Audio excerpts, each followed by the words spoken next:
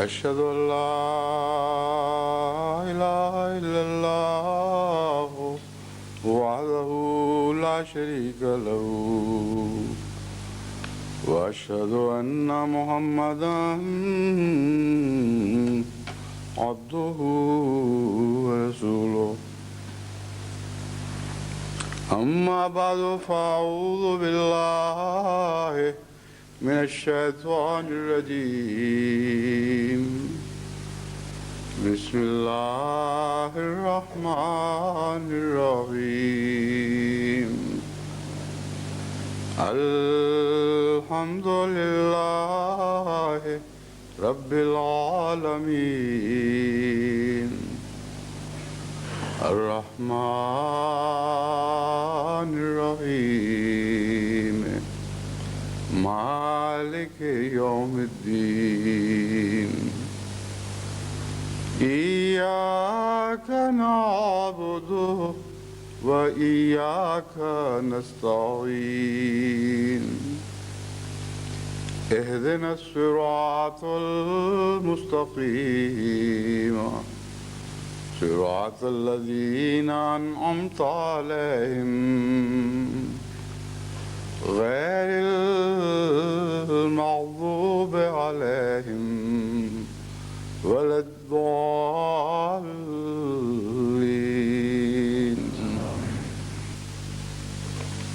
کل سے جو اجتماع شروع ہیں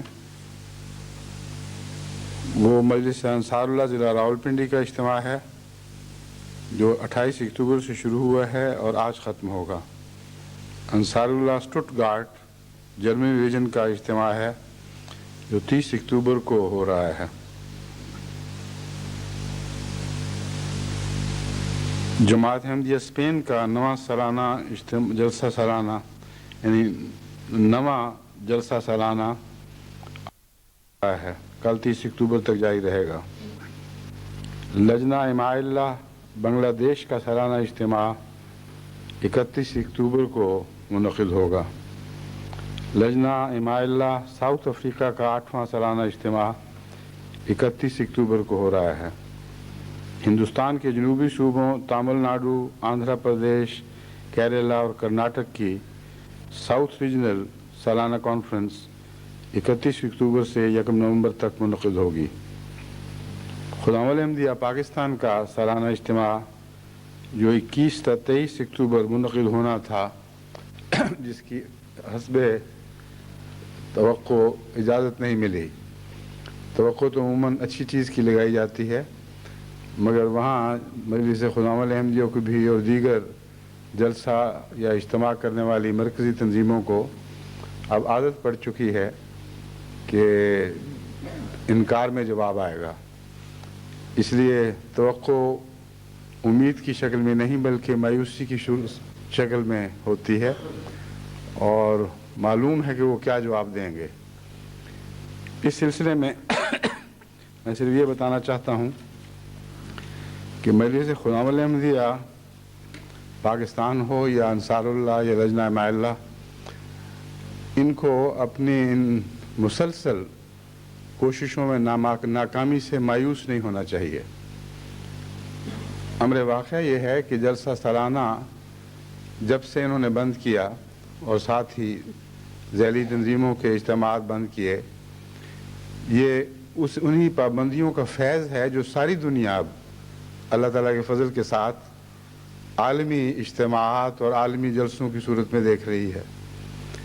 اس لیے یہ قربانیاں رائے گاہ نہیں گئیں. بعض دفعہ یہ ہوتا ہے کہ ایک انسان کو ایک ایسی نیکی کا پھل ملتا ہے جسے کرنے کی توفیق ملتی ہے. بعض دفعہ ایک نیکی نہ کرنا اس درد کی وجہ سے بہت بڑا ثواب بن جاتا ہے. جس نیکی کی راہ میں کوئی مجبوری حائل ہو اور انسان کا دل بے قرار ہو کہ میں وہ نیکی کروں لیکن مجبوراً نہ کر سکے. بعض ایسی بھی صورتیں ہوتی ہیں کہ ایسی نیکیوں کا ثواب کی ہوئی نیکیوں سے بہت زیادہ بڑھ جاتا ہے.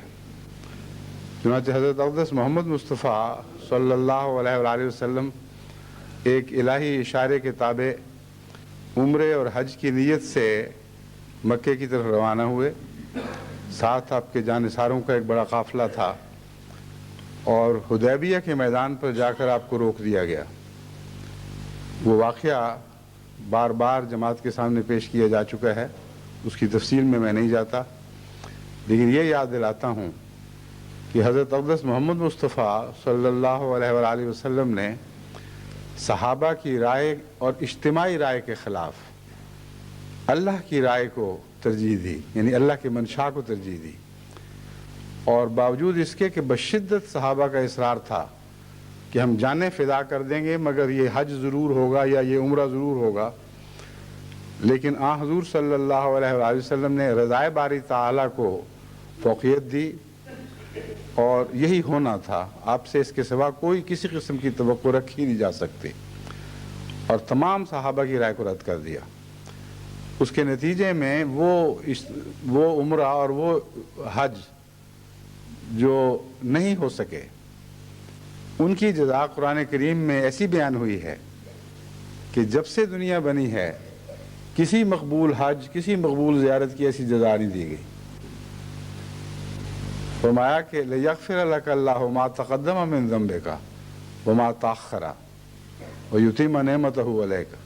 وَيَهْدِيَكَ صِرَاطًا مُسْتَقِيمًا، کہ اے محمد ہم تیرے اس فعل سے ایسا راضی ہوئے ہیں کہ تو نے ہماری خاطر ایک نیکی سے محرومی اختیار کر لی۔ یعنی نیکی کا فلسفہ یہ ہے کہ خدا کی خاطر کوئی چیز کی جائے، اور اسی فلسفے کی طرف دراصل توجہ دلائی گئی ہے۔ خدا کی خاطر کسی نیکی سے رک جانا بعض دفعہ اس سے بھی بڑی نیکی بن جاتی ہے۔ چنانچہ فرمایا کہ ہم تجھ سے یہ سلوک کرتے ہیں کہ تیرا صرف تیری ماضی کی غلطیاں ہی یا بشری کمزوریوں کے نتیجے میں پیدا ہونے والی ایسی صورتیں جن سے تجھے تکلیف پہنچی ہو، وہی معاف نہیں کی جاتی، بلکہ آئندہ ہمیشہ کے لیے تمام غلطیاں معاف کی جا رہی ہیں۔ تو اتنی بڑی جزا ایک ایسی نیکی کی ہے جو کی نہ جا سکی، لیکن دنیا کی نظر میں جو نیکی نہیں کی جا سکی، اگر نیتوں میں خدا ہی خدا ہو اور اس نیکی سے رکنا بھی خدا ہی کی خاطر ہو، تو عملاً یہ نیکی شمار ہو جاتی ہے۔ بس مجلس خدام الاحمدیہ ہو یا انصار اللہ یا دوسری ذیلی تنظیمیں یا صدر انجمن جو اپنے جلسوں کی درخواستیں دیتی چلی جا رہی ہے، اور ہر دفعہ مایوسی ہوتی ہے، پاکستان کے ایسی تمام مرکزی تنظیموں کو میں متوجہ کرتا ہوں کہ آپ کی نیکی رائے گاہ نہیں گئی۔ آپ جن جلسوں اور اجتماعات سے محروم کیے گئے ہیں، یہ آپ کے محرومی کے نتیجے میں درد کا فیض ہی ہے جو ساری دنیا میں عام ہو رہا ہے۔ ایک جلسہ سالانے پر کتنے احمدیوں کو توفیق ملا کرتی تھی حاضر ہونے کی،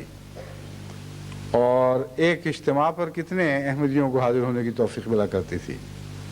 اب دیکھیں ہر جمعے اللہ تعالیٰ کے فضل سے اس سے 8-10 گنا زیادہ احمدیوں کو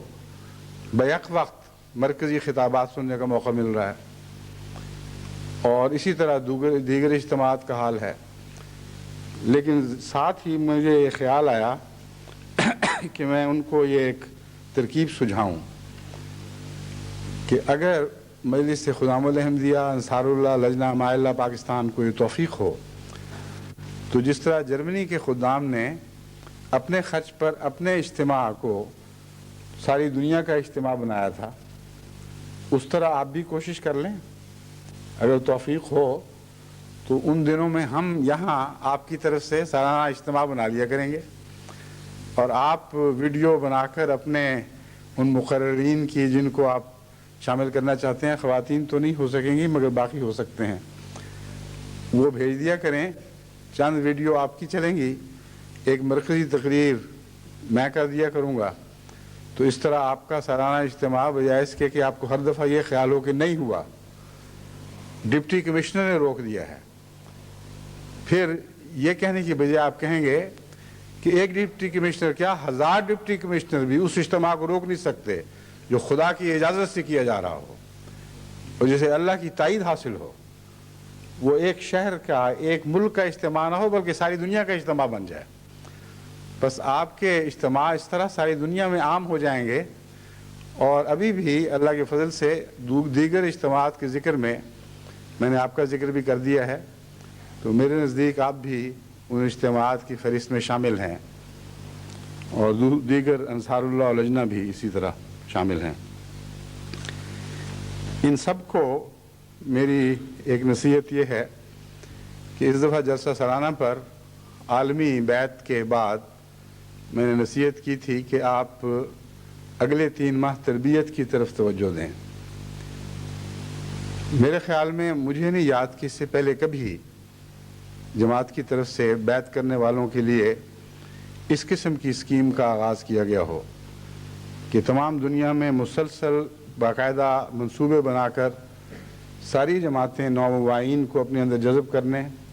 اور ان کی تالیف قلب کے لیے پروگرام بنائیں اور ان کی تربیت کریں. اب جب کہ یہ وقت تقریباً ختم ہو چکا ہے، جو رپورٹیں مل رہی ہیں اس سے اندازہ ہوا ہے کہ جس طرح عالمی بیعت کی تحریک ایک الہی تحریک تھی، خدا کے فضل سے یہ تحریک بھی غیر معمولی طور پر برکت پا گئی ہے، اور محسوس ہوا ہے کہ اس کی شدید ضرورت تھی. اس لیے یقیناً یہ اللہ تعالیٰ کی تائید سے ہی دل میں تحریک ڈالی گئی، اور از خود پیدا ہونے والا کوئی خیال نہیں ہے. جن تجربات کی اطلاعیں ملی ہیں ان کو پڑھ کر جہاں بے حد خوشی ہوئی، وہاں افسوس بھی ہوا کہ کاش پہلے ہم اس طرف توجہ کرتے تو بہت سے علاقوں میں احمدی ہونے والی جماعتیں رفتہ رفتہ ضائع نہ ہو جاتی. شدت سے محسوس ہوا کہ جو بیعت کرتے ہیں ان کی تربیت کا تو آغاز ہوتا ہے، یہ سمجھ کر کہ احمدی ہو گئے ان کو اپنے حال پر چھوڑ دینا بہت بڑا ظلم ہے، کیونکہ ہر ملک میں مختلف قسم کی رسوم رائج ہیں، مختلف قسم کی مذہبی غلط فہمیاں پائی جاتی ہیں. چھوٹے چھوٹے مسائل پہ بھی اور بڑے بڑے مسائل میں بھی جب تک باقاعدہ مستقل رابطہ کر کے ان کی تربیت کا انتظام نہ کیا جائے، بعض غلطیاں ایسی جڑ پکڑ جاتی ہیں کہ پھر ان کا اکھیڑنا مشکل ہو جاتا ہے. چنانچہ جب میں گانا دورے پر گیا تھا تو بعض پرانی جماعتوں میں جہاں پیدائشی طور پر کثرت سے احمدی موجود تھے، وہاں بھی ایسی پرانی بعض بدرسمیں پائی گئیں جن کے متعلق مجھے حیرت ہوئی کہ پہلے کیوں نہیں ان کو کھیڑا گیا. لیکن اس طرح وہ گہری ان کے اندر داخل ہو چکی تھیں، اور احمدیت میں رہتے ہوئے ان جڑوں کو قائم رہنے دیا گیا، جس کا نقصان یہ ہوا کہ ان کے ساتھ مجھے بھی بہت سرکپائی کرنی پڑی، بہت سمجھانا پڑا، اور بڑی مشکل سے پھر آخر وہ پرانے فرسودہ خیال ان کے دلوں سے نکالے. تو ابھی جو دورے کیے گئے ہیں ان کی طرف سے رپورٹیں مل رہی ہیں کہ ہم تو لرز گئے یہ دیکھ کر کہ اگر ہم ان کو چھوڑ دیتے تو ان جماعتوں بیچاروں کا بننا کیا تھا. ایمان تو لے آئیں، لیکن بعض بد رسمیں، بعض بے وقوفوں والے خیالات، بعض چھوٹی چھوٹی باتوں کو دین میں ایسی اہمیت دینا جن کی دین میں گنجائش ہی کوئی نہیں، وہ ابھی تک اسی طرح تھے. یعنی یہ خیالات، یہ بد رسمیں، یہ پست چھوٹی چھوٹی باتوں کو اہمیت دینے کا رجحان یہ اسی طرح موجود تھا. چنانچہ ان مہمات کے نتیجے میں اللہ کے فضل سے حیرت انگیز کامیابیاں ہوئی ہیں اور ان علاقوں کی کایا پلٹ گئی ہے. پھر میں نے یہ تحریک کی تھی کہ ائمہ کو اور ان کے لیڈروں کو اپنے پاس بلائیں اور ان کو سکھائیں. اس کی وجہ یہ ہے کہ قرآن کریم نے یہی طریق تربیت کا سکھایا ہے کہ کیوں نہیں ہر علاقے سے جہاں اسلام پھیلتا ہے ایک فرقہ مرکز میں نہیں پہنچنا چاہیے، وہاں پہنچیں، تفقہ فی الدین حاصل کریں اور پھر واپس لوٹیں. ظاہر ہے کہ یہ ایمان لانے والوں پر صادق آنے والا کلام ہے، غیروں سے تو خطاب نہیں کیا جا رہا. تو قرآن کریم نے تو 1400 سال پہلے خوب کھول کر سمجھا دیا تھا کہ جہاں جہاں اسلام پھیلے گا اس پر اطمینان نہ کر لینا، لازم ہے کہ ان کے نمائندے مرکز میں پہنچیں اور تربیت حاصل کریں. اور پھر واپس جا کر اپنی قوم کو دین سکھائیں۔ بس اس پہلو سے یہ سلسلہ بھی اللہ کے فضل سے بہت سے ممالک میں جاری ہوا اور بہت ہی نیک نتائج اس کے ظاہر ہوئے۔ لیکن جہاں جہاں ابھی یہ کام نہیں ہو سکے، میں ذیلی تنظیموں کو خصوصیت سے متوجہ کرتا ہوں کہ وہ تربیت کے معاملے میں جماعتوں کا ہاتھ بٹائیں، اپنے امراء کو پیشکش کریں، اور جو حصہ امراء تربیت کے سلسلے میں ان کے سپرد کریں اس میں وہ آگے بڑھ کر شوق سے حصہ لیں، اور اپنے اجتماعات میں لازماً نومبائین کو ضرور شامل کیا کریں، اور ان کی تربیت کے لیے یہ بھی ضروری ہے کہ ان کے اوپر کچھ ذمہ داریوں کے بوجھ ڈالنے شروع کریں، جو شروع میں شاید بوجھ لگیں پھر بہت ہلکے محسوس ہوں گے، اور ان کو نظام کا باقاعدہ حصہ بنائیں۔ اگر اس طرح آپ انجذاب کا کام کریں گے، یعنی جذب کرنے کا انتظام کریں گے، تو دیکھتے دیکھتے یہ ایک سالے خون کی طرح آپ کے پاک وجود کا حصہ بن جائیں گے۔ اگر ایسا نہیں کریں گے تو نظام از خود ان کو دھکا دے کر باہر نکالے گا، اور جو وجود نظام میں ہضم نہ ہو سکے، جذب نہ ہو سکے، اگر اسے نظام باہر نہ نکالے تو وہ نظام فاسد ہو جاتا ہے۔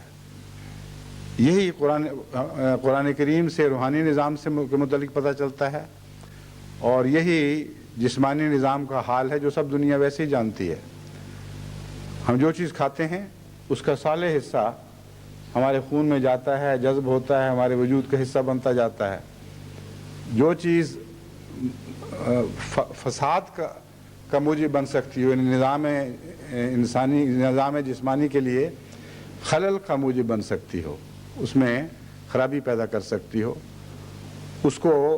وہ تمام اعضاء جو خدا تعالیٰ نے اس غرض کے لیے قائم فرمائے ہیں باہر نکال دیتے ہیں، اور اگر وہ باہر نکالنے کا سلسلہ از خود نہ ہو تو سارا نظام جسمانی فاسد ہو جاتا ہے۔ بس یہ بھی ضروری ہے کہ جب آپ تربیت کرتے ہیں تو ان میں سے جو صالح اور قائم رہنے والے اور پاک طینت لوگ ہیں وہ از خود آپ کے وجود کا مستقل حصہ بنتے چلے جائیں گے، اور وہ جو کجی رکھتے ہیں اور غلطی سے جلد بازی میں آ گئے وہ اسی تربیت کے دوران آپ سے آرام سے الگ ہو جائیں گے، اور آپ کو معلوم ہو جائے گا کہ کون آپ کا ہے کون آپ کا نہیں ہے، اور جتنے الگ ہوں گے ان کے بدلے اللہ تعالیٰ کا وعدہ ہے کہ ان سے بہتر، زیادہ صالح، تم سے زیادہ پیار کرنے والے اور زیادہ قربانیاں کرنے والے لوگ میں تمہیں دوں گا اور کثرت سے دوں گا۔ بس تربیت کے اس نظام کو اگر پوری طرح عملی جامہ نہیں پہنایا گیا تو یہ نہ سمجھیں کہ 3 مہینے ہو چکے ہیں اس لیے اب یہ بات آئی گئی ہو گئی۔ یہ بات اس وقت تک آئی گئی نہیں ہوگی جب تک کہ سب نومبائین کی تربیت کا کام اس حد تک پایہ تکمیل کو نہیں پہنچ جاتا کہ وہ باقاعدہ نظام کا حصہ بن جائیں۔ اور اس ضمن میں میں یہ جماعتوں کو مشورہ دیتا ہوں کہ جیسا کہ میں نے کہا ہے ذیلی تنظیموں سے استفادہ کریں اور کچھ ان کی ذمہ داریاں ڈالیں، اور وہ پھر مستقل اس کام کو جاری رکھیں، اور اس کے لیے ایک مرکزی ٹیم الگ بنا دیں جو تبلیغی کاموں سے علاوہ خالصتاً اسی کام کے لیے وقف رہے، کیونکہ قرآن کریم سے پتہ چلتا ہے کہ جن لوگوں کو تربیت کے لیے خدا تعالیٰ مقرر فرمانا چاہتا ہے ان کا ایک الگ گروہ کے طور پر ذکر فرمایا ہے۔ کیوں نہ ہر قوم سے ایک ایسا فرقہ مرکز میں نہیں آتا جو خالصتاً تربیت کے کام کرتا ہے یا کرے گا۔ بس میں سمجھتا ہوں تربیت کا نظام 3 مہینے کے لیے تو ہنگامی نظام تھا، 3 مہینے کے بعد سارا سال بلکہ سال ہا سال ہمیشہ کے لیے یہ ایک قرآن کا بیان فرمودہ جاری نظام بن جائے، جس کو ہم ایک اس طرح اختیار کر لیں کہ نظام جماعت کا ایک اٹوٹ انگ ہو جائے، ایک ناقابل جدا حصہ بن جائے۔ نظام جماعت میں نئے آنے والوں کی تربیت کے لیے ایک الگ شعبہ اس رنگ کا قائم ہو جائے جو پہلے نہیں تھا۔ اصلاح و ارشاد تو ہے، تربیت کے سیکٹری بھی ہیں، تربیت کے مختلف عہدے موجود ہیں، لیکن میں جس بات کا ذکر کر رہا ہوں وہ خصوصیت سے وائن کے حوالے سے کر رہا ہوں، اور اس پہلو سے ہمیں اب مستقلاً ایسے شعبے کے قیام کی ضرورت ہے، اور اعلیٰ درجے اعلیٰ پیمانے پر اس نظام کو جاری کرنا ضروری ہے، کیونکہ میں یہ دیکھ رہا ہوں اللہ کے فضل کے ساتھ کہ اب ہمارے تبلیغی کوششوں کو کثرت سے پھل لگنے والے ہیں۔ یہ گزشتہ سال جو واقعہ ہوا ہے کوئی اتفاقی حادثہ نہیں ہے، یہ آئندہ زمانوں کے حالات کا ایک پیش خیمہ ہے، آئندہ کیا ہونے والا ہے اس کی خوشخبری دینے والا واقعہ تھا۔ بس اللہ کی تائید کی ہوائیں لوگوں کو احمدیت میں داخل کرنے کے لیے چل پڑی ہیں، اور انہیں سنبھالنے کے لیے تیاری کرنا انتہائی ضروری ہے، ورنہ یہ لوگ خود بھی نقصان اٹھائیں گے جو بغیر تربیت کے پڑے رہیں گے، اور آپ کو بھی نقصان پہنچائیں گے، اور آپ کے اندر بھی غلط رسمیں جاری کریں گے، اسلام سے ہٹی ہوئی عادات اپنے ساتھ لے کر آئیں گے، اور کئی قسم کی بدیاں ہیں جو ان کے ساتھ داخل ہو جائیں گی۔ اس لیے لازم ہے کہ نئے آنے والوں کو پہلے کوارنٹین میں رکھا جائے، ان کی تربیت کے جراثیم دھوئے جائیں، ان کو ہر قسم کے گند سے صاف کیا جائے، اور پاک صالح وجود بنا کر نظام جماعت کا حصہ بنایا جائے۔ اب میں واپس اس مضمون کی طرف آتا ہوں جو گزشتہ کئی خطبات سے جاری ہے۔ تبتل کے متعلق میں یہ بتانا چاہتا ہوں کہ حضرت مسیح موعود علیہ الصلوۃ والسلام نے بھی بارہا موت کا ذکر فرمایا ہے کہ مر جاؤ، لیکن جہاں جہاں اس موت کا ذکر فرمایا ہے وہاں زندہ ہونے کا ذکر بھی ہے، زندہ ہونے کے لیے مرو، کیونکہ موت کے بغیر ایک نئی زندگی مل نہیں سکتی، اور جسے حضرت مسیح موعود علیہ الصلوۃ والسلام موت کہتے ہیں وہی تبتل ہے۔ تبتل کا دوسرا نام سمجھ لیں۔ حضرت مسیح موعود علیہ الصلوۃ والسلام فرماتے ہیں او پہ دلدار از خود مرده بود، از پہ تریاق زہر خورده بود، کہ دیکھو وہ یعنی محمد مصطفیٰ صلی اللہ علیہ وآلہ وسلم آپ کے عشق میں یہ ترانہ گایا جا رہا ہے۔ حضرت مسیح وسلم کا یہ کلام حضور صلی اللہ علیہ وآلہ وسلم کی فضیلتوں کے بیان میں ہے۔ کہتے ہیں او پہ دلدار از خود مرده بود، وہ اپنے محبوب کی خاطر اپنے وجود سے خود کھویا گیا، اپنے اوپر موت وارد کر لی۔ از پہ تریاق زہر خورده بود، تریاق حاصل کرنے کی خاطر زہر کھا گیا۔ کیسا پیارا کلام ہے، کیسا عمدہ ایک بیان ہے کہ اس لیے کہ تریاق ملے اس نے زہر کھا لیا، یعنی وہ حالت اختیار کر لی جس کے بعد اللہ تعالیٰ نے لازماً تریاق دینا ہی دینا تھا۔ تا ننوشد جامعی زہر کسے کہہ رہائی یابد از مرگاں خسے، کہ جب تک کوئی یہ زہر خود نہ کھا لے اسے کہہ رہائی یابد از مرگاں خسے، انسان جو خس و خاشاک ہے، بے حیثیت ہے، اسے اس موت سے رہائی مل کیسے سکتی ہے؟ بس یہاں موت اور موت سے رہائی کا مضمون اکٹھا ہی بیان فرمایا ہے، یعنی ایک موت سے رہائی کے لیے ایک موت اختیار کرنی پڑتی ہے۔ زیر این موت است پنہاں صد حیات، زندگی خواہی بے خور جام ممات۔ زیر این موت، اس موت کے نیچے پنہاں ہیں سینکڑوں زندگیاں۔ زندگی خواہی، تو زندگی کا خواہ ہے، زندگی چاہتا ہے، بے خور جام ممات، موت کا جام پی لے، اسی میں زندگی ہے۔ پھر حضرت مسیح موعود علیہ الصلوۃ والسلام فرماتے ہیں کہ توحید کا نور اپنی پوری شان کے ساتھ اس وقت تک انسان میں چمک نہیں سکتا جب تک اس سے پہلے آفاقی معبودوں کی نفی نہ ہو جائے۔ یعنی تبتل کے مضمون کو اس رنگ میں بیان فرما رہے ہیں کہ ایک توحید تبتل کے بعد ہے، ایک توحید تبتل سے پہلے ہے۔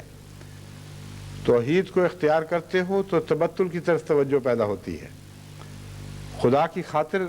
دنیا چھوڑنی ہو تو اس سے پہلے توحید کی ضرورت ہے، مگر فرمایا ایک توحید تبتل کے بعد جلوہ گر ہوتی ہے۔ وہ ایک عظیم الشان توحید کا تصور ہے جس کی کوئی مثال نہیں ہے۔ فرماتے ہیں توحید ایک نور ہے جو آفاقی و انفسی معبودوں کی نفی کے بعد دل میں پیدا ہوتا ہے اور وجود کے ذرے ذرے میں سرایت کر جاتا ہے۔ بس وہ بجز خدا اور اس کے رسول کے ذریعے محض اپنی طاقت سے کیوں کر حاصل ہو سکتا ہے۔ یہاں ان لوگوں کے لیے ایک خوشخبری ہے جو سمجھتے ہیں کہ تبتل کا مضمون اتنا مشکل ہے کہ اس کو سننے اور سمجھنے کے بعد ہم سمجھتے ہیں کہ ہمیں تبتل کی طاقت ہی نہیں ہے۔ امر واقعہ یہ ہے کہ تبتل کی طاقت اللہ تعالیٰ کی مدد کے بغیر کسی کو بھی مل نہیں سکتی۔ گزشتہ سے پیوستہ جمعے پر کسی جمعہ سننے والے احمدی نے ایک دلچسپ تبصرہ کیا۔ اس نے کہا آج تو تبتل کا مضمون سمجھنے کے بعد مجھے تو یوں لگتا ہے کہ حضرت مسیح موعود علیہ السلام اور آپ کے خلفاء کے سوا اور کوئی بھی احمدی نہیں رہا، وہی احمدی کہلا سکتے ہیں، کیونکہ حضرت مسیح موعود علیہ السلام جو فرماتے ہیں میری جماعت میں سے نہیں ہے، میری جماعت میں سے نہیں ہے، ان کا یہ فقرہ ایک دلچسپ تبصرہ تو ہے، لیکن امر واقعہ یہ ہے کہ خلفاء بھی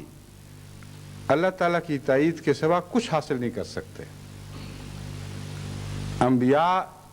ایسا گروہ تائید یافتہ گروہ ہے جن کے متعلق ہم لب کشائی نہیں کر سکتے، لیکن خلفاء کا یہ حال ہے کہ حضرت عمر رضی اللہ تعالیٰ عنہ جب جان آفریں کو سپرد فرما رہے تھے تو بے قرار ہو کے بستر پر تڑپ تڑپ کے یہ کہہ رہے تھے لا لی ولا علیہ، لا لی ولا علیہ، اے میرے اللہ میں نیکیوں کا حساب نہیں مانگتا، مجھے میری غفلتوں سے درگزر فرما دے۔ تو اس لیے یہ کہنا بھی درست نہیں کہ خلفاء بھی اس مقام پر جا پہنچے ہیں جہاں وہ سمجھیں کہ بخشے گئے۔ امر واقعہ یہ ہے کہ بخشش کے لیے ایک بے قرار دل چاہیے جو ہر وقت ہر آن ترساں رہے، خدا سے خوف زدہ رہے اور جانتا ہو، اور یہ حقیقت ہے کہ صحیح جانتا ہے وہ پھر کہ میرے اعمال اس لائق نہیں ہیں کہ اس خدا کے حضور قبول کیے جائیں۔ وہ بخش دے، رحمت سے درگزر فرما دے اور قبول فرما لے تو اس کی رحمت کی شان ہے، ورنہ حقیقت میں حقدار نہیں ہوں۔ بس حضرت مسیح موعود علیہ السلام نے جہاں تبتل کی تعریف کرتے ہوئے ایسا جلالی کلام فرمایا ہے کہ اس کو سن کر انسان لرز اٹھتا ہے اور ہر شخص یہی سمجھتا ہے کہ میں بھی جماعت سے باہر نکل گیا، لیکن ساتھ دلداری بھی فرمائی ہے، طریق بھی سکھائے ہیں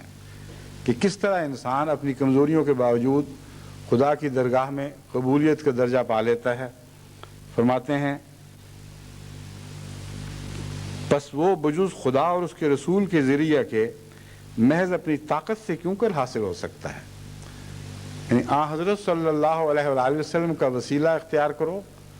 اور اللہ تعالیٰ کی طرف جھکو تو پھر تمہیں یہ اپنے ذرے ذرے کو خدا کی خاطر فنا کر دینے کا مقام حاصل ہو سکتا ہے۔ انسان کا فقط یہ کام ہے کہ اپنی خودی پر موت وارد کر دے، یہ بھی بڑا مشکل کام ہے۔ فرمایا تو یہ ہے کہ صرف یہ کام ہے، حضرت مسیح موعود علیہ السلام کو تو یہی دکھائی دیتا ہوگا کہ صرف اتنی سی بات ہے۔ جو خودی پر موت وارد کرنے کی کوشش کرتے ہیں ان کو پتہ چلتا ہے کہ یہ صرف بھی بڑا ہی مشکل کام ہے۔ میں نے تو اکثر جگہ خودی کو ہی لوگوں کی ہلاکت میں کار فرما دیکھا ہے۔ اتنی خطرناک چیز ہے کہ ہر جگہ خودی خودی خودی، وہ پتہ نہیں اقبال کے دماغ میں کون سی خودی گھسی ہوئی تھی کہ جس کے نتیجے میں کہتا تھا کہ خدا بندے سے خود پوچھے بتا تیری رضا کیا ہے۔ وہ تصور خودی کا جو قرآن نے پیش فرمایا، جو محمد رسول اللہ صلی اللہ علیہ وسلم نے پیش فرمایا، جس پر حضرت مسیح موعود علیہ السلام نے قلم اٹھایا، وہ خودی تو مہلک ہی مہلک ہے۔ اور اس کو ایسے مٹا دینا چاہیے کہ جیسے وجود ہی کوئی نہ رہے۔ فرماتے ہیں خود ہی پر موت وارد کر دے، اس شیطانی نحوست کو چھوڑ دے۔ امر واقعہ یہ ہے کہ خود ہی شیطانی نحوست ہے، اور شیطانی نحوست کہنا اس لیے بہت موضوع ہے کہ شیطان کے متعلق قرآن کریم سے پتہ چلتا ہے کہ ایسی جگہ سے حملہ کرتا ہے جہاں سے تمہیں خبر نہ ہو، اور خود ہی کا حملہ ہمیشہ ایسی جگہ سے ہوتا ہے کہ انسان کو خبر نہیں ہوتی۔ متکبر لوگ، اپنی نفس اور انا کی خاطر نیکیاں دکھانے والے، اپنے نفس اور انا کی خاطر دوسروں پر تنقید کرنے والے، نظام سے باغی ہونے والے وغیرہ وغیرہ بے شمار گروہ ہیں جو خود ہی کے مارے ہوئے ہیں، اور ان کو پتہ ہی نہیں۔ ان سے حال پوچھیں تو وہ کہتے ہیں نہیں، یہ تو سب نیکی کی باتیں ہیں۔ بس حضرت مسیح موعود علیہ الصلوۃ والسلام نے جو یہ فرمایا ہے، اس شیطانی نحوست کو چھوڑ دے، بہت ہی عمدہ تبصرہ ہے خودی کے مضمون پر کہ شیطانی نحوست ہے، اس سے نجات حاصل کرنا لازم ہے۔ فرمایا شیطانی نحوست کس طرح اس کو لاحق ہو جاتی ہے، اس کی چند مثالیں دی ہیں۔ فرمایا اس شیطانی نحوست کو چھوڑ دے کہ میں علوم میں پرورش یافتہ ہوں۔ صاحب علم لوگوں کا تکبر بھی وہ خود ہی ہے جو خدا کی درگاہ میں رد ہو جاتی ہے۔ بس کوئی ایک انسان یہ سمجھے کہ میں علوم میں پرورش یافتہ ہوں اور میری اسی سے نجات ہے، میں سب سے بڑا ہوں، یہ بھی اسے سب سے چھوٹا کر کے چھوڑتی ہے یہ بات بھی۔ پھر فرمایا ایک جاہل کی طرح اپنے تئیں تصور کرے اور دعا میں لگا رہے، عالم ہو کر اپنے آپ کو جاہل سمجھے۔ اس سلسلے میں یہ بات میں ضرور سمجھانا چاہتا ہوں کہ عالم ہو کر جو میں نے لفظ کہے ہیں، ان کے اندر ایک خامی ہے، اس بیان میں ایک خامی چھپی ہوئی ہے۔ سچا عالم جب غور کرتا ہے اپنے علم پر اور ساری کائنات پر اور دیگر علماء کے حال پر اور ان علوم کے بے شمار مضامین پر جن سے وہ کلیتاً بے بہرہ ہے، اور پھر ہر عالم کے اس بنیادی نقص پر کہ کسی عالم کا بھی علم کامل نہیں ہوتا، اور بڑے سے بڑے عالم بھی علم کے میدان میں ٹھوکریں کھاتا پھرتا ہے، اور پھر وہ خدا پر نظر ڈالے اور عالم الغیب و شہادہ کے مقام پر نظر ڈالے، تو کوئی دنیا میں عالم ایسا نہیں ہے جو یہ کہے کہ میں عالم ہو کر پھر گر رہا ہوں۔ وہ حقیقت میں اپنے آپ کو ضرور جاہل سمجھے گا، اور اس وقت سچا عجز پیدا ہوتا ہے۔ بعض لوگ جو سمجھتے ہیں کہ ہیں تو ہم عالم، لیکن عجز کی خاطر کہتے ہیں جی ہمارے پاس کہاں علم ہے، ہم تو لا علم لوگ ہیں۔ وہ ان کا لا علم بننا عجز نہیں ہوتا بلکہ دکھاوا ہو جاتا ہے۔ بعض امیر جس طرح کہہ دیتے ہیں کہ ہم تو مزدور ہیں، بس وہ 2 روٹی کمانے والے ہیں، حالانکہ لکھ پتی ہوتے ہیں۔ ان کا یہ انداز بیان بھی ایک فخر رکھتا ہے کہ ہم کیا ہیں، ہم تو معمولی مزدور روٹی کمانے والے ہیں، اور لاکھوں کروڑوں روپے جمع ہوتے ہیں ان کے۔ تو علم کے ساتھ یہ حرکت کی جائے یا دولت کے ساتھ حرکت کی جائے، بنیادی طور پر انسان کی انا جو ہے وہ اسے یہاں بھی دھوکہ دے رہی ہے۔ یہ بھی شیطانی نحوست ہے۔ سچا عز وہ ہے جو حقیقت پر مبنی ہو، اور انسان اگر گہری فراست کے ساتھ اپنی یافت پر غور کرے، جو کچھ وہ حاصل کر چکا ہے اسے پہچانے پرکھے، تو اسے معلوم ہوگا کہ وہ کچھ بھی نہیں ہے، کوئی حیثیت نہیں ہے۔ پھر وہ سچا عز پیدا ہوتا ہے، جس کے بعد دعا میں جان پڑ جاتی ہے، طلب میں ایک قوت پیدا ہو جاتی ہے۔ ورنہ آپ منہ سے انکار کر رہے ہو کہ میرے پاس کچھ نہیں ہے خدا، میں تو کچھ بھی نہیں ہوں، اور دل کہہ رہا ہو کہ کافی کچھ ہو، محض خدا کی خاطر گر رہے ہو، تو دعا میں جان کہاں سے پڑے گی؟ دعا میں جان تو خطرے کے مقام سے پڑتی ہے۔ ایک آدمی جو چھت سے گر رہا ہو، گرتے وقت کی جو اس کی چیخ ہے وہ اور قسم کی چیخ ہے، اور محض بناوٹ سے چیخ مارنا بالکل اور بات ہے۔ ایک بچے پر ایک درندہ جھپٹ رہا ہو، اس کی جو چیخ ہے وہ بالکل اور نوعیت کی ہے، اور عام حالات میں بچے کا چیختا رہنا اور ہے، اگر ماں بچے کی وہ چیخ سن لے جو حقیقی خطرے کے وقت دل سے نکلتی ہے تو ماں اپنی جان، اپنا سارا وجود اس خطرے میں جھونک دے تاکہ اس بچے کو بچا لے۔ بس دعا میں قوت پیدا کرنے کے لیے یہ مضمون سمجھنا ضروری ہے، اپنے عجز کو حقیقی بنائیں، اور آپ کا عجز ہے ہی حقیقی، ہم سب کا عجز حقیقی ہے۔ اگر ہم اس کو پا لیں، اگر اپنے وجود کی حقیقت کو سمجھ جائیں تو ہم کچھ بھی نہیں ہیں۔ حقیقت میں ذلیل کیڑوں سے بڑھ کر ہماری کوئی حیثیت نہیں ہے، اور خدا نے جو عزتیں دی ہیں محض اس کی پردہ داریاں ہیں اور اس کی رحمت ہے جس کی چادر نے ہمیں لپیٹا ہوا ہے، ورنہ حقیقت میں انسان خدا کے سامنے کچھ بھی حیثیت نہیں رکھتا۔ اس حیثیت سے اپنے گرد و پیش کے خطرات کو محسوس کر کے اگر دعا میں لگا رہے، تب حضرت مسیح موعود علیہ السلام فرماتے ہیں توحید کا نور خدا کی طرف سے اس پر نازل ہوگا اور ایک نئی زندگی اس کو بخشے گا۔ یہ وہ توحید ہے جو نئی زندگی بخشتی ہے، کیونکہ سب کچھ کی نفی جو ہو گئی تب توحید قائم ہوئی ہے۔ اگر ساری کائنات کی نفی کر دیں اور اپنے وجود کو قائم رکھیں تو توحید کیسے ہو جائے گی؟ بس حضرت مسیح موعود علیہ السلام کا یہ کلام بہت گہرے معنی رکھتا ہے، اسے محض سرسری طور پر نہ پڑھیں۔ ہر انسان کہتا ہے لا الہ الا اللہ، خدا کے سوا کوئی معبود نہیں ہے، میں گواہی دیتا ہوں، لیکن وہ سوچتا نہیں کہ ایک گرد و پیش کی نفی تو کر رہا ہے، کہنے والا اپنی بھی نفی کرتا ہے کہ نہیں؟ اور اپنی نفی کرنا سب سے بڑا مشکل کام ہے۔ یہ نفی جگہ جگہ کرنی پڑتی ہے۔ روزمرہ زندگی میں بے شمار قدم ایسے اٹھانے پڑتے ہیں جہاں یہ مضمون آپ کے سامنے ایک تنبیہ کے طور پر آ کھڑا ہوتا ہے اور آپ سے پوچھتا ہے کہ کیا تم اپنی نفی کر کے یہ قدم اٹھا رہے ہو یا خدا کے مزاج کی مرضی کے علاوہ ایک الگ قدم اٹھایا جا رہا ہے؟ حضرت مسیح موعود علیہ السلام تبتل کے مضمون کو ہجرت کے طور پر بیان فرماتے ہیں،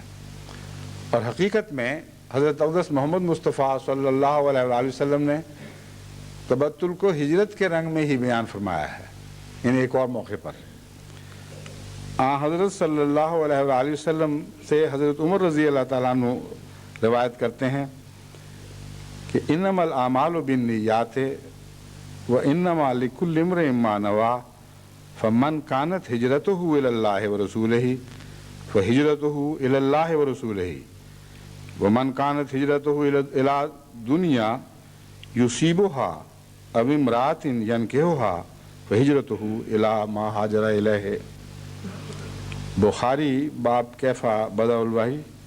اور بخاری کتاب الایمان والنذر، مسلم کتاب الامارہ باب انما الاعمال بالنیت میں بھی یہ ہے۔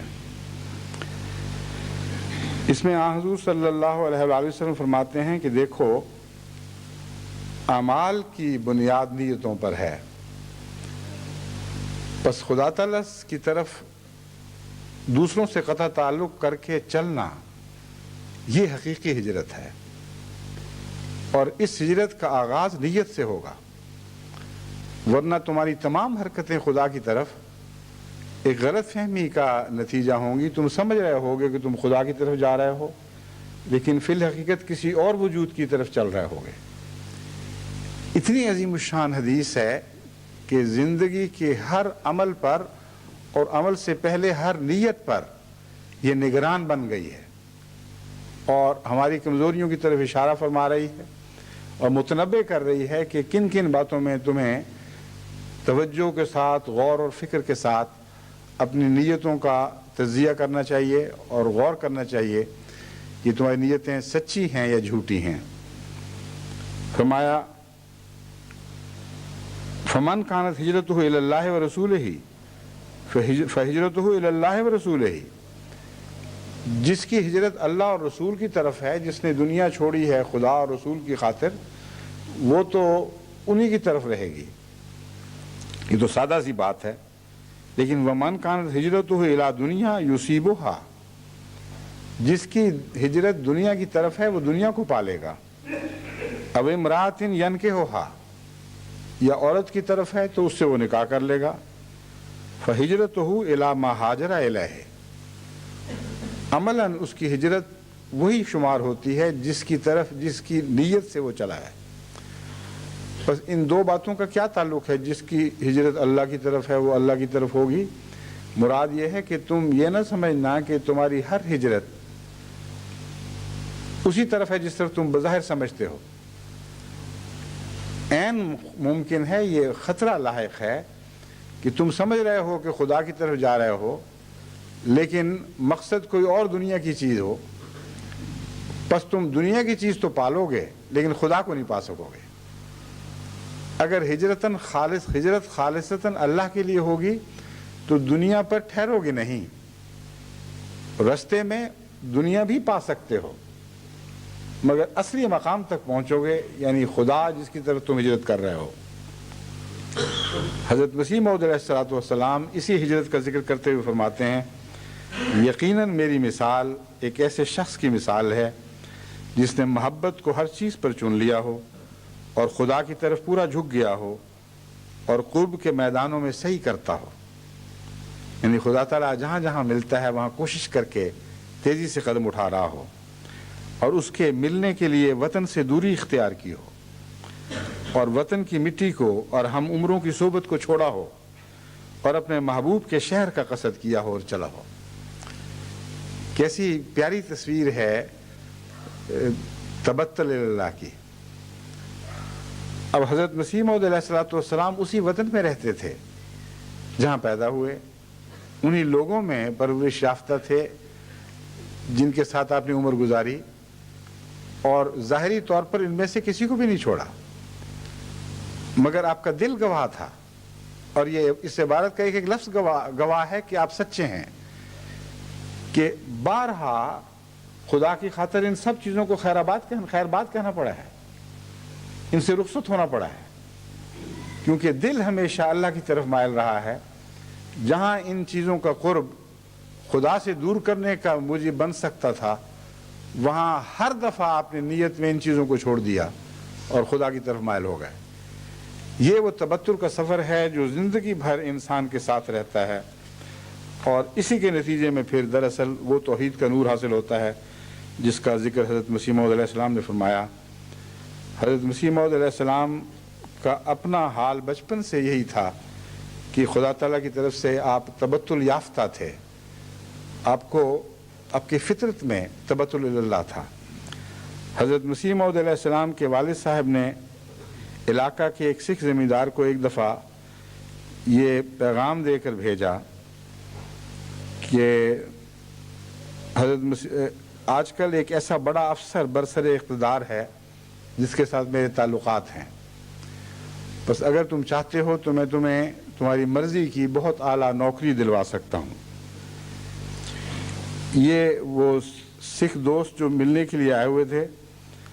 حضرت مسیح موعود علیہ السلام کی تلاش میں گئے اور آخر ان کو ڈھونڈ کر یہ پیغام دیا، تو انہوں نے حضرت مسیح موعود علیہ السلام نے یہ جواب دیا کہ وہ حضرت والد صاحب سے عرض کر دیں کہ میں ان کی محبت اور شفقت کا ممنون ہوں،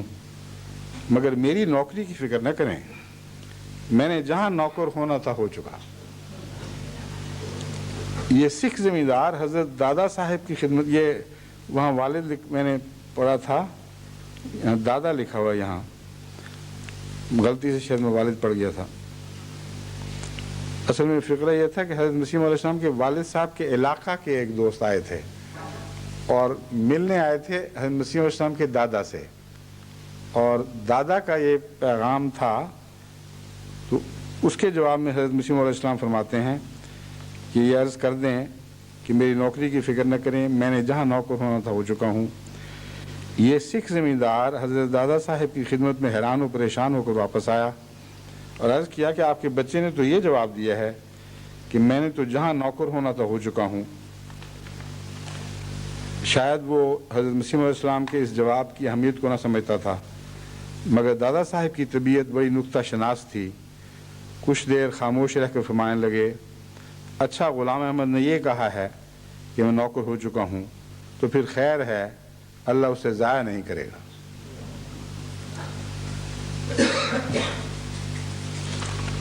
ایک اور موقع پر ایک دفعہ ایک بڑے رئیس ہمارے دادا، میرا خیال ہے ہیں وہ والد ہی، ذکر والد کے چل رہے، حضرت مرزا بشیر احمد صاحب نے چونکہ روایت کی ہوئی ہے، اس لیے جب وہ دادا کہتے ہیں تو والد ہی مراد ہیں، حضرت مسیح موعود علیہ السلام کے والد، اور حضرت میاں بشیر احمد صاحب اور حضرت ہمارے والد کے والد کے دادا بنتے تھے، یعنی تو ٹھیک کر لیں، جو میں نے پہلے فکرہ کہا تھا وہی درست تھا سب سے پہلا، کہ والد نے پیغام بھیجا تھا، اور جہاں حضرت مرزا بشیر احمد صاحب ان کو دادا کہتے ہیں، مسیح موعود کے دادا نہیں بلکہ حضرت میاں بشیر احمد صاحب کے دادا مراد ہیں۔ اب یہاں بھی یہی بات دوبارہ آئی ہے تو مجھے سمجھ آئی۔ ایک دفعہ ایک بڑے رئیس نے ہمارے دادا صاحب سے پوچھا، آپ کے دادا مسیح موعود السلام کے والد ہی تھے، کہ سنتا ہوں آپ کا ایک چھوٹا لڑکا بھی ہے مگر ہم نے اسے کبھی دیکھا نہیں۔ دادا صاحب نے مسکراتے ہوئے فرمایا کہ ہاں میرا ایک چھوٹا لڑکا تو ہے، مگر وہ تازہ شادی شدہ دلہنوں کی طرح کم ہی نظر آتا ہے۔ اگر اسے دیکھنا ہو تو مسجد کے کسی گوشے میں جا کر دیکھ لیں، وہ تو مسیتڑ ہے۔ بس حضرت مسیح موعود علیہ السلام کا تبتل آغاز ہی سے خدا تعالیٰ کی طرف سے فیض یافتہ تبتل تھا، ایک فطرت ثانیہ ایک فطرت ثانیہ بن چکا تھا۔ حضرت مسیح موعود علیہ السلام فرماتے ہیں، میں کہتا ہوں کہ اگر مجھے اس امر کا یقین دلایا جاوے کہ خدا تعالیٰ سے محبت کرنے اور اس کی اطاعت میں سخت سے سخت سزا دی جائے گی، تو میں قسم کھا کر کہتا ہوں کہ میری فطرت ایسی واقعہ ہوئی ہے کہ ان تکلیفوں اور بلاؤں کو ایک لذت اور محبت کے جوش اور شوق کے ساتھ برداشت کرنے کو تیار ہوں۔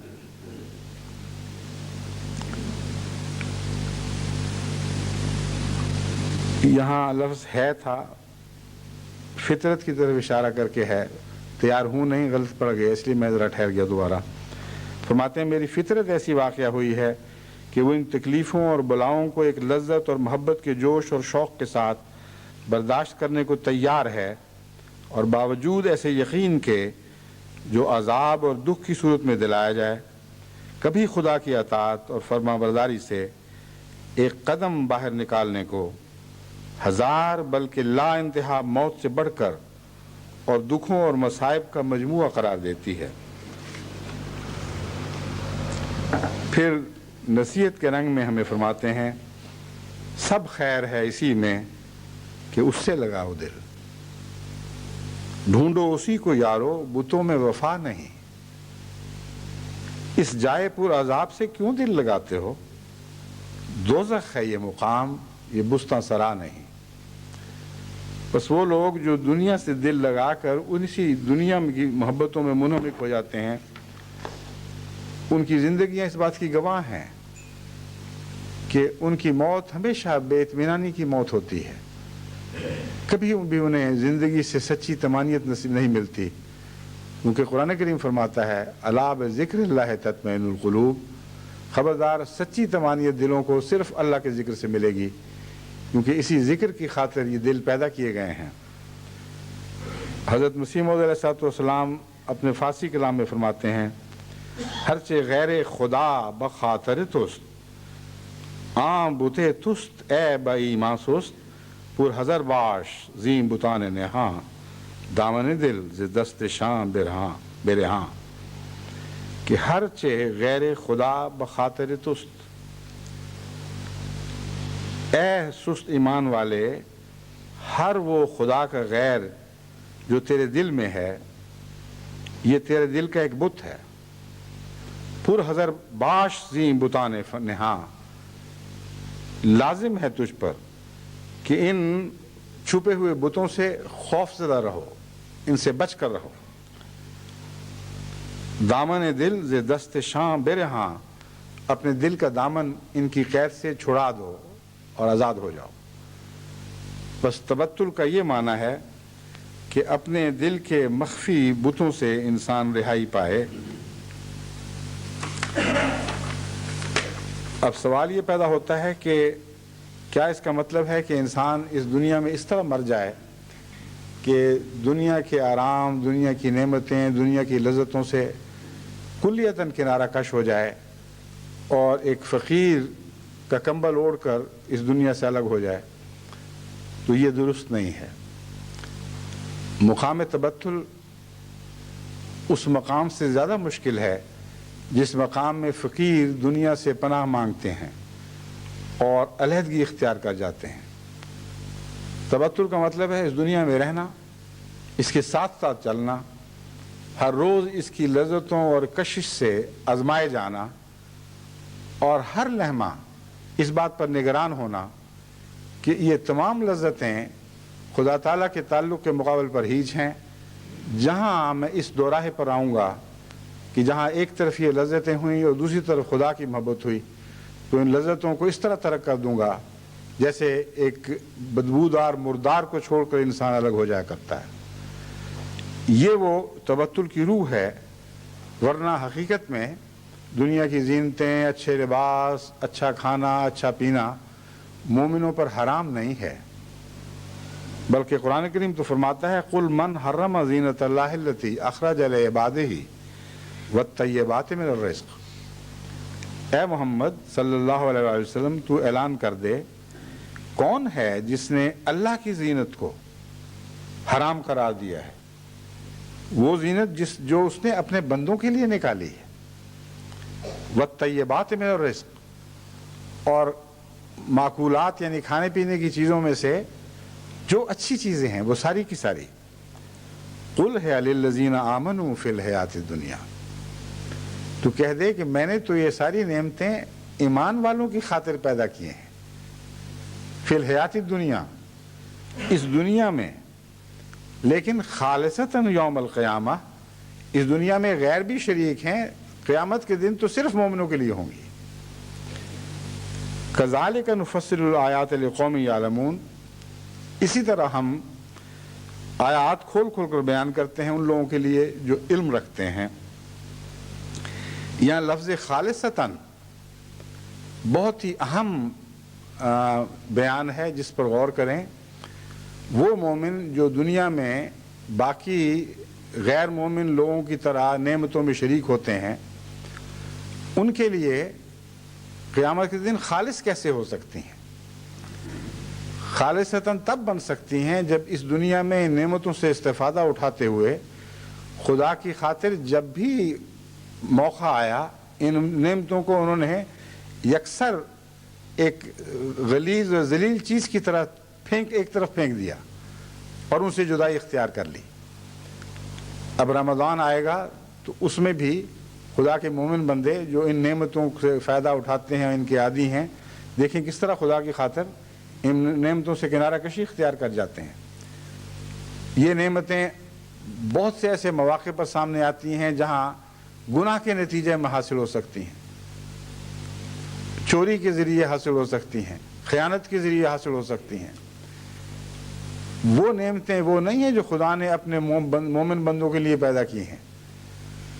مومن بندوں کے لیے وہ نعمتیں پیدا کی ہیں جو خدا ان کو عطا فرماتا ہے، اور رزق حلال کے طور پر یا جائز نعمتوں کے طور پر ان کو ملتی ہیں۔ وہاں جو لوگ ان نعمتوں سے کنارہ کشی اختیار کرتے ہیں اور ناجائز ذرائع سے ان پر ہاتھ ڈالنے کی کوشش نہیں کرتے، یہ وہ لوگ ہیں جن کا ذکر قرآن کریم میں ملتا ہے خالصتاً یوم القیامہ۔ دنیا میں تو ان نعمتوں میں سب شریک ہیں، حلال حرام جو کچھ تھا سب مل کے کھاتے رہے، لیکن مومن بندے ہمیشہ حرام کے مقام سے چونکہ رک جاتے رہے ہیں، اس لیے قیامت کے دن یہ نعمتیں انہی کے لیے خاص ہوں گی، ان میں ان کے غیر شریک نہیں ہوں گے۔ حضرت مسیح موعود علیہ السلام اسی مضمون کو بیان کرتے ہوئے مزید کھولتے ہوئے بیان فرماتے ہیں، ہم یہ نہیں کہتے کہ زراعت والا زراعت کو اور تجارت والا تجارت کو، ملازمت والا ملازمت کو اور صنعت و حرفت والا اپنے کاروبار کو ترک کر دے اور ہاتھ پاؤں توڑ کر بیٹھ جائے، بلکہ ہم یہ کہتے ہیں کہ لا تلہیہم تجارت ولا بیع عن ذکر اللہ والا معاملہ ہو۔ ہم یہ کہتے ہیں کہ کوئی تجارت اور کوئی کاروبار ان کو اللہ کے ذکر سے غافل نہ کرنے والا ہو. یہ مراد ہے. اس دنیا میں رہتے ہوئے اگر ہر چیز خدا سے غافل کرنے کی بجائے خدا کا ذکر یاد دلانے والی بن جائے تو دنیا میں اس رنگ میں رہنا اور اس سے تعلق جوڑنا ہرگز منع نہیں ہے. لیکن وہ تعلق جو خدا کی یاد سے غافل کرے اور انسان کو خدا سے توڑ کر اپنی طرف کھینچ لے، وہ تعلق ہے جس کی مناہی فرمائی گئی ہے. پھر فرماتے ہیں کاروبار تجارت میں اور ذمہ دار اپنے امور زراعت میں اور بادشاہ اپنے تخت حکومت پر بیٹھ کر غرض جو جس کام میں ہے اپنے کاموں میں خدا نصب العین رکھے اور اس کی عظمت اور جبروت کو پیش نظر رکھ کر اس کے احکام اور اوامر و نواہی کا لحاظ رکھتے ہوئے جو چاہے کرے، اللہ سے ڈر اور سب کچھ کر، تو یہ مفہوم ہے جو حضرت مسیح موعود علیہ السلام بیان فرمایا ہے. یہ مراد نہیں ہے کہ اللہ سے ڈرتے رہو اور ہر قسم کے گناہ کرتے رہو. مراد یہ ہے اللہ سے ڈر کر رہو، اس ڈر کے دائرے میں جو کچھ کرو اس میں تم آزاد ہو اور تمہیں کوئی خوف نہیں ہے. کیونکہ جب خدا کا خوف آ جائے تو ہر غیر خوف سے انسان آزاد ہو جاتا ہے. خوف سے بچنے کا یہی طریق ہے کہ ایک خوف کو یعنی اللہ کے خوف کو غالب کر لیں، اور پھر کسی غیر اللہ کا کسی اور چیز کا خوف انسان کو ڈرا نہیں سکتا، اس کو مروب نہیں کر سکتا، اس کی زندگی جہنم نہیں بنا سکتا. حضرت مسیح موعود علیہ السلام فرماتے ہیں اگر انسان کی زندگی کا یہ مدعا ہو جائے کہ وہ صرف تنعم کی زندگی بسر کرے، یعنی یہ خوب کھول کھول کر آپ کو سمجھانا پڑتا ہے کہ زندگی میں رہتے ہوئے تبتل کیسے اختیار کرنا ہے، کس حد تک جانا ہے، کس حد سے آگے قدم نہیں بڑھانا. ایک وہ بیان ہے کہ دیکھو اس حدود کے اندر رہتے ہوئے تم جو چاہو کرو، اور ایک یہ ہے کہ دیکھو ان تعلقات میں ایسے نہ بڑھ جانا کہ تم سے یہ سلوک ہو جائے. یہ مضمون بیان کرتے ہوئے حضرت مسیح موعود علیہ السلام فرماتے ہیں انسان کی زندگی کا یہ مدعا ہو جائے کہ وہ صرف تنعم کی زندگی بسر کرے اور اس کی ساری کامیابیوں کی انتہا خورد و نوش اور لباس و خواب ہی ہو اور خدا تعالیٰ کے لیے کوئی کھانا اس کے دل میں باقی نہ رہے، تو یاد رکھو کہ ایسا شخص فطرت اللہ کا مقلب ہے. بہت ہی پیارا کلام، بہت ہی گہرا عارفانہ کلام ہے. میں نے آپ سے پہلے آپ کے سامنے بیان کیا تھا کہ اللہ تعالیٰ نے انسان کو اپنی فطرت پر پیدا کیا ہے. اس کا کیا مطلب ہے؟ اس کا ایک نیا مطلب حضرت مسیح موعود علیہ السلام کی اس عبارت سے میرے ذہن پر ابھرا ہے اور بہت ہی پیارا مطلب ہے. اللہ کی فطرت میں تو دنیا کی کوئی آلودگی نہیں ہے. اللہ کی فطرت میں نہ کھانا پینا نہ اس کی ضرورت ہے، نہ آرام کی ضرورت ہے، نہ دنیاوی تنعم اس کی فطرت کے اور اس کے مزاج کے مطابق ہیں. تو وہ انسان جو ان چیزوں پر انحصار کر جاتا ہے وہ فطرت اللہ کا مقلب یعنی الٹ بن جاتا ہے. وہ خالصتاً ان چیزوں کا ہو کر رہتا ہے. پس اگرچہ انسان کلیتاً خدائی صفات اختیار نہیں کر سکتا، مگر اس حد تک خدائی صفات اختیار کرنے کا اس کو اللہ تعالیٰ کی طرف سے موقع ملتا ہے کہ وقتاً فوقتاً خدا کی خاطر ان چیزوں سے منہ موڑ کے، ان چیزوں سے رشتہ توڑ کر وہ محرومی، بظاہر محرومی اختیار کر لیتا ہے. اور یہ جھلکیاں ہیں جو خدا کی فطرت کی اس کی ذات میں ظاہر ہوتی ہیں، یہ اس کی نجات کا موجب بنتی ہیں. اور اس کے برعکس فرماتا ہے خدا تعالیٰ کی فطرت کا مقلب ہے. خدا کی فطرت میں جو باتیں ہیں اس کے برعکس وہ بن جاتا ہے، دنیا کا کیڑا ہو کر زندہ رہنے کی کوشش کرتا ہے، لیکن یہ موت ہے، اس میں کوئی زندگی نہیں. پھر فرماتے ہیں مجرم وہ ہے جو اپنی زندگی میں خدا تعالیٰ سے اپنا تعلق کاٹ لے. بڑا ہی بد نصیب انسان ہے جو اپنی زندگی میں خدا تعالیٰ سے اپنا تعلق کاٹ لے. اسی کا دوسرا نام موت ہے، اور یہ وہ موت ہے جس کے بعد پھر کوئی زندگی نہیں ہے. مر کے وہی زندہ ہوں گے جو اس زندگی میں خدا کے ساتھ زندہ ہیں، جو خدا کی خاطر اس دنیا کی موت اختیار کر لیتے ہیں اور اللہ میں رہ کر زندہ ہوتے ہیں، ان کی زندگی ابدی ہے، کوئی موت ان کو مار نہیں سکتی، وہ ہمیشگی کا مقام پا جاتے ہیں، وہ اہل بقا ہیں۔ لیکن وہ لوگ جو خدا کے جو اس دنیا میں زندہ رہتے ہوئے روز مر جاتے ہیں، یعنی اللہ سے جدا ہو کر مر جاتے ہیں، ان کی موت دائمی ہے۔ بس اللہ تعالی ہمیں توفیق عطا فرمائے کہ وہ تبتل اختیار کریں جس تبتل کے نتیجے میں اللہ تعالیٰ کی توحید کا نور ہم پر جلوہ گر ہو، ہمارے سارے وجود کو نورانی بنا دے۔ یہ اگر ہم کر لیں تو ساری دنیا کی نجات ہمارے ساتھ وابستہ ہو جائے گی، اور مجھے یقین ہے کہ ساری دنیا کی نجات آج ہمارے ساتھ ہی وابستہ ہے۔